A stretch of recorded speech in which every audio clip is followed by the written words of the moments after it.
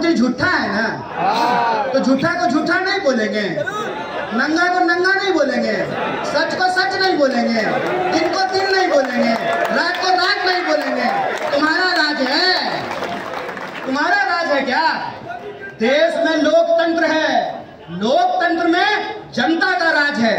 अगर आपको गुमान है कि आप इस देश को, लोकतंत्र को गिरवी बना लेंगे, तो हम आपको याद दिलाना चाहते हैं, ये जो छात्र परिषद के नेताओं की तस्वीर यहाँ लगी हुई है, ये आजादी के आंदोलन में हिस्सा लेने वाले जो महामानवों की तस्वीर लगी हुई है, हम उनकी विरासत पे चढ़ने वाले लोग हैं।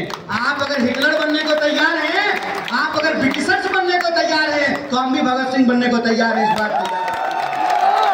इस बात को याद रखिएगा कि आपकी हकीकत हम जनता में जाकर के बोलेंगे और मुंह खोल करके बोलेंगे। आपने बोला था ना, हमने नहीं बोला था, आपने बोला था कि 15 लाख सबके खाते में पहुंचाया जाएगा। कहाँ है 15 लाख? किसके खाते में आया है? 5 किलो अनाज देकर के 15 लाख का सवाल गायब कर दिए हैं? और उसमें भी बेईमानी, कह रहे हैं कि 80 करोड़ लोगों को अनाज दे रहे हैं। किसको दे रहे हैं? गरीब लोग को ना। इसका मतलब आपके राज्य में 80 करोड़ लोग गरीब हो गए। 140 में से 80 करोड़ लोग गरीब ही हो गए। तो अमीर कौन हुआ? अमीर हुआ इनका दोस्त, इनकी जो दोस्ती है ना, जिसके फ्लाइट पे चढ़ करके घूमते हैं। और उनके लिए जब सवाल पूछा गया कि बताइए प्रधानमंत्री जी, जिसके फ्लाइट पे चढ़ करके घूम रहे थे आप, उसके खाते में, उसकी सेल कंपनी में 20,000 करोड़ किसके हैं? तो कहे कि हम आपको पार्लियामेंट से बाहर कर देंगे। हाय रे मूर्ख! इसको कहते हैं प्रचंड मूर्खता। क्यों विज्ञान अगर पढ़े होते ना तो आपको पता होता। न्यूटन का एक लॉ है। लॉ क्या है साहब? कि किसी चीज को जितना दबाइएगा उसका अपोजिट फोर्स उतना ऊपर होकर के आएगा। करोड़ों रुपया खर्च किया इसने, करोड़ों, ये साबित करने के लिए कि राहुल गांधी पप्पू है। आप सोचिएगा, करोड़ों रुपया खर्च किया। अव्वल तो मेरा यह सवाल होता है कि अगर राहुल गांधी पप्पू हैं तो तुम उतना सीरियसली क्यों ले रहे हो? इधर आकर के तुम्हारा एक मंत्री डांस करने लगता है, उधर आकर के तुम्हारा दूसरा मंत्री छाती पीटने लगता है, एक साथ तुम्हारा 10-10 मंत्री जो है प्रेस कॉन्फ्रेंस करता है। अगर वो आदमी सीरियस ही नहीं है तो उसको तुम क्यों सीरियसली ले रहे हो? सोचिएगा जरा इस बात।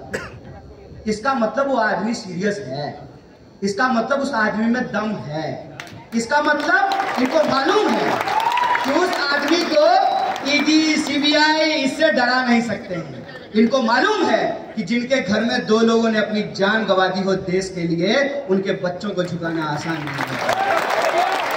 इनको मालूम है कि उस फैमिली का कंट्रीब्यूशन क्या है इस देश के। उस फैमिली के कंट्रीब्यूशन को कम करने के लिए ही इन्होंने परिवारवाद का शगुफा छोड़ा है। तो मैं तो कहता हूं, खत्म हो परिवारवाद। बताएं जय शाह का बाप कि उसका बेटा बीसीसीआई सेक्रेटरी से इस्तीफा कब देगा। बताएं जितने भी बीजेपी में भाजपा के नेता हैं, उनके बच्चे कब जो है राजनीति से इस्तीफा देंगे। बताएं भाजपा के नेता कि कब वो हमारे साथ आकर के गलियों पे धर्म बचाने के लिए चलेंगे। होशियारी खेल कर रहे हैं। हम जो गरीब के बच्चे हैं वो बचाएंगे धर्म, और ये जाएंगे लंदन और वहां बनाएंगे रील। ये नहीं चलने वाला है, ये नहीं चलेगा। बताओ कि इस देश के भीतर आम लोगों के लिए आपने क्या किया है। ये मत गिनाओ कि मेडल लाया है कोई और, अब फोटो आप खिंचवा रहे हैं। चंद्रयान भेजा है कोई और, पोस्टर आप लगवा रहे हैं। ये नहीं होगा। और अगर आप इसका क्रेडिट ले रहे हैं, अगर वैक्सीन के सर्टिफिकेट पे प्रधानमंत्री का फोटो है, तो कोरोना के दौरान जिन लोगों की जान गई उनके डेथ सर्टिफिकेट पे भी मोदी का फोटो लगा फोटो। अगर चंद्रयान पर जाना, चंद्रयान का जाना, चांद पे पहुंचना मोदी जी को क्रेडिट है, तो वो जो नंगी महिला मणिपुर में घुमाई गई वो भी मोदी जी का क्रेडिट है। अगर इस देश में हमारी खिलाड़ी मेडल जीत करके लाते हैं, वर्ल्ड कप जीत करके लाते हैं, ये मोदी जी का क्रेडिट है। तो इस देश में जब लोग भात भात कहते हुए अपनी जान गंवा देते हैं, ये भी मोदी जी का क्रेडिट है। ये नहीं होगा। अच्छा अच्छा तुम्हारा, खराब खराब किसी और का, ये खेल नहीं चलेगा। और सबसे जरूरी बात कि जो आरोप आप अपोजिशन पे लगाते हैं, उस आरोप का जवाब आपके पास क्या है। मेरे बारे में भी बोलते हैं, व्हाट्सएप पे मैसेज भेजते हैं कि टुकड़े टुकड़े गैंग का सरगना है, तो ताल ठोक करके कहते हैं रे टुकड़े टुकड़े गैंग का अगर हम सरगना हैं तो तुम क्या कर रहे हो, भाजिया बेच रहे हो? बोलो क्या कर रहे हो? कौन है देश का गृह मंत्री? जयशाह का पिताजी? किसकी सरकार है देश में? बीजेपी की। क्या दावा कर रहे हो कि अब की बार 400 पार कर लेंगे? तो क्यों नहीं कुछ कर रहे हो? क्योंकि तुम झूठे हो। हमारे पास झूठ की ताकत है, हमारे पास सच की ताकत है। हमारा इतिहास इस देश के लिए जान गंवाने का इतिहास है, और तुम्हारा इतिहास इस देश के खिलाफ अपना ईमान बेचने का इतिहास है। इस बात को याद रखो। और तुम्हारी तमाम कोशिशों के बावजूद सच्चाई सामने आ जाएगी। लोगों को यह पता चलने लगेगा कि आपने किस तरीके से इस देश के लोगों को ठगा है। मुझे एक साथी ने कहा कि क्या आपको लगता है भाजपा के राज में विकास नहीं हो रहा है? हम बोले हो रहा है। कौन बोला नहीं हो रहा है? 50 रुपए का पेट्रोल 100 रुपए में मिल रहा है, बताइए विकास हुआ कि नहीं हुआ? 450 का सिलेंडर 1200 में मिल रहा है, विकास हुआ कि नहीं हुआ? 45 साल में सबसे ज्यादा बेरोजगारी हो गई, विकास हुआ कि नहीं हुआ? ये है आम लोगों का सवाल। ये है इस देश के नौजवानों का सवाल कि हर साल लगभग 5.5 लाख इंजीनियर होते हैं और 1.5 लाख लोगों को भी नौकरी नहीं मिलती। हकीकत यह है कि एक टीचर की बहाली होती है ना, रेलवे स्टेशन पे, मंदिरों में, गुरुद्वारों में, चर्चों में, मस्जिदों में, धर्मशालाओं में रहने की जगह नहीं मिलती है। ये हकीकत है कि एक तो बहाली आती नहीं है, अगर बहाली आएगी तो पेपर लीक हो जाएगा। ये हकीकत है कि पेपर लीक होने के बाद भी जिन लोगों को नौकरी मिलेगी उनको नियुक्ति पत्र नहीं मिलेगा, और जिनको नियुक्ति पत्र मिल जाएगा, खोज रहा हूं कोई पुलिस वाला है कि नहीं है, जिसको नियुक्ति पत्र मिल जाएगा तो उसको ये सोचना चाहिए ना कि इस देश के सांसद को पेंशन मिलेगा। सर अगर मैं गलत नहीं हूं तो पेंशन है ना सांसदों को? ठीक है। अगर सांसद को पेंशन मिलेगा तो कांस्टेबल को पेंशन क्यों नहीं मिलेगा? बताइए बताइए। इस देश के अंदर आप कैसी व्यवस्था बना रहे हैं?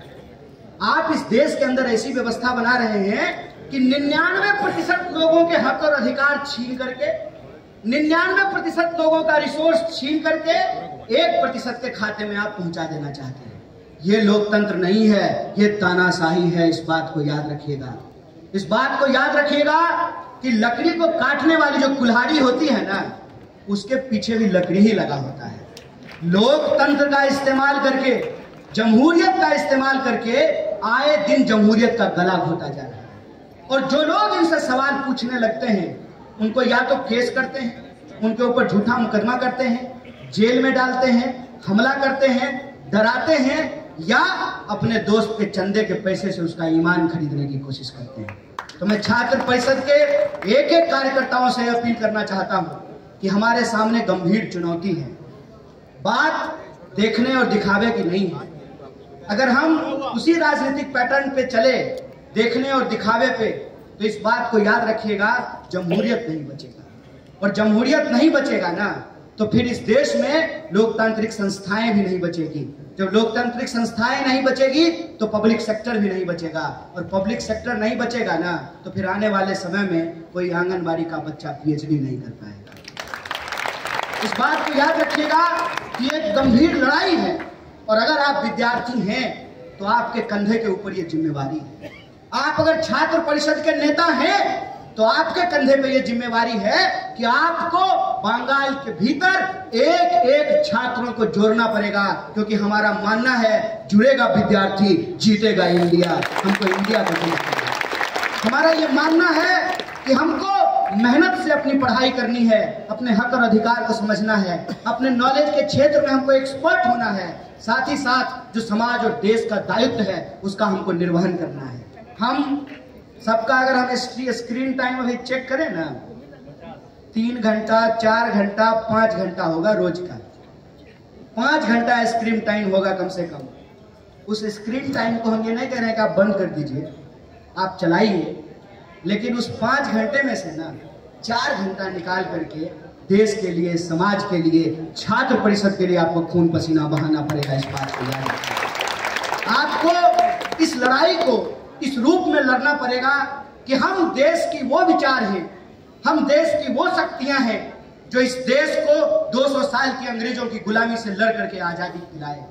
हम वो शक्तियां हैं, वो विरासत हमारे हाथ में है कि इस आजाद देश में जो आजाद नागरिक है उनके आजादी के अधिकारों की रक्षा करना हमारे कंधे के ऊपर है। इसीलिए आप सबसे मैं आग्रह करना चाहता हूं कि जो महीने बीत रहे हैं हमारे लिए गंभीर समय है, और इस गंभीर समय में हमको अपनी पूरी ताकत लगा करके जो हम जोड़ने वाली शक्तियां हैं, इस समाज को बांटने वाली शक्तियों को हमको परास्त करना पड़ेगा।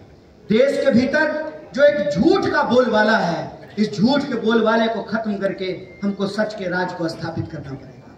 समाज में जिस तरीके से नफरत फैलाई जा रही है, लोगों को आपस में बांटा जा रहा है, लड़ाया जा रहा है, कहीं जात के आधार पे, धर्म के आधार पे, भाषा बोली के आधार पे, इस देश को हमको इकट्ठा रहना है।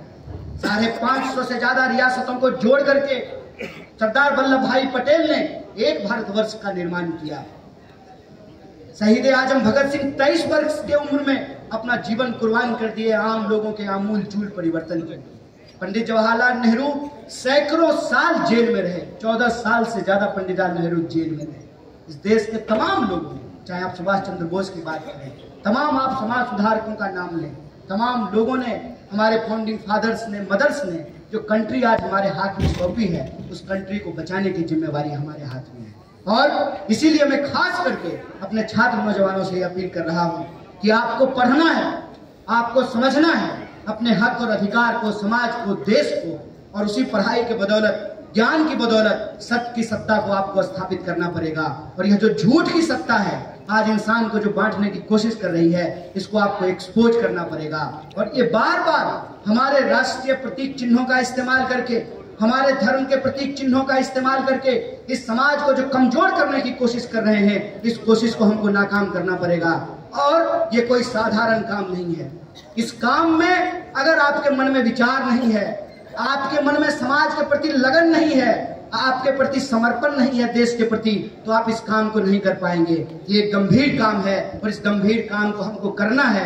और जो खतरा आज हमारे सामने है, इस खतरे से हमको देश को बचाना है। वो बार बार कोशिश करेंगे कि शक्ति को कमजोर किया जाए, लेकिन हमारा ये दावा है कि अगर भारत एकजुट रहा, अगर भारत एकजुट रहा तो इंडिया जीतेगा और एनडीए हारेगी, ये हमारा विश्वास है। इसीलिए मैं अपने तमाम विद्यार्थी नेताओं से अपील करता हूं कि आप दिन रात मेहनत कीजिए, एकजुट होकर के संघर्ष कीजिए और एक लक्ष्य अपने दिमाग में लेकर के रहिए कि इस देश के भीतर देश को जो कमजोर करने वाली, समाज में नफरत फैलाने वाली शक्ति है, उसको परास्त करेंगे और मोहब्बत के परचम को लहरा करके जमहूरियत जिंदाबाद कहेंगे। इन्हीं शब्दों के साथ मैं अपनी बात को खत्म करूंगा। शुक्रिया। इनकलाब जिंदाबाद। जय हिंद, जय बांग्ला, जय छात्र परिषद।